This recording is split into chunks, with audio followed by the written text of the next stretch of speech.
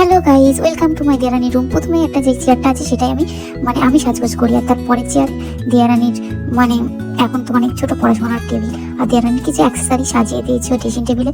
আর তারপর সে ওয়ার্ড্রপ আছে যেখানে দিয়ারানি জামা কাপড় আছে, সেটা অলরেডি তোমাদেরকে দেখিয়েছি, তাই দ্বিতীয়বার দেখাইনি। আর জানো দিয়ারানির রুমে আরও কিছু অ্যাড করবো, ফুলদানি, ঘিটি, তারপরে কিছু পুতুল। আরও দিয়ারানি অনেক ছোট বলে এখন অ্যাড করিনি, আর ঘরটা এমনিতেও পড়ে থাকে।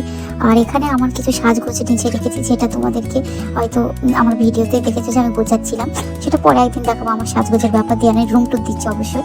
আর জানো এখানে আমার সাথে কি হয়েছে, যে ফটো ফ্রেম একটা ভেঙে গেছিলো, একটা আছে। সত্যি অনেক কষ্ট করে জিনিস ভাঙলে খুবই খারাপ লাগে, সেটা 2 টাকা দাম হোক আর 1 টাকা দাম হোক, তোমরাই বলো।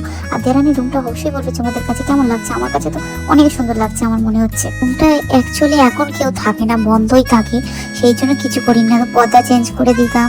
আরো সুন্দর সুন্দর যেমন ছিল আমি তখন দেখিয়েছি।